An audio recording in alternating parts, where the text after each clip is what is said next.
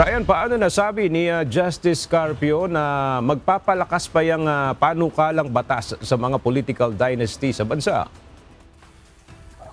Aga, ayon kay Carpio, ang panukala ng Kamara ay tinatawag niyang Political Dynasty Legitimization Law dahil sa disenyo nito at sa mga limitasyong nakapaloob dito. Sa ilalim ng House version, may 5 antas ng gobyerno na saklaw ang national, congressional, provincial, city o municipality at barangay. Sa bawat antas, isa lamang ang pinapayagang miyembro ng isang pamilya. Ang bawal ay ang second degree of consanguinity tulad ng magulang, anak, kapatid at lolo o apo. Hindi sapok ang mas malalayong kamag-anak tulad ng first cousin. Hindi rin ganap na pinatigilan ang pamilya kumalat sa iba't ibang antas ng posisyon ng gobyerno basta't hindi magkakapareho ng pwesto.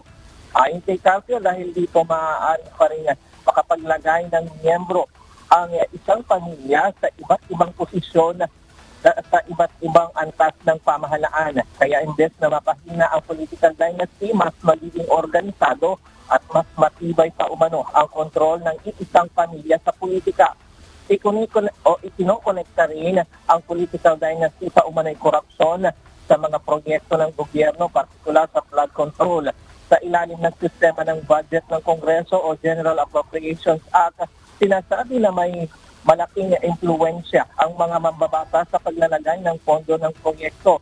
Gayaan niya ng pagsisiwalat ni dating DPWH Undersecretary Roberto Bernardo kung saan 30% lamang ng pondo ang napupunta sa aktual na proyekto habang ang malaking bahagi ay napupunta sa korupsyon. Dahil dito nagkakaroon umano ng ghost project, substandards na infrastruktura at paulit-ulit na problema sa pagbaha.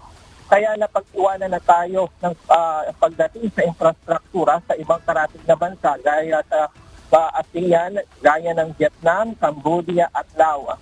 Panukala nila, limitahan ang political dynasty sa isang miyembro ng pamilya lamang sa buong national hanggang local level at palawakin ang saklaw ng bawat hanggang 4th degree upang hindi maiwasan o makaiwas ang mga pamilya sa batas.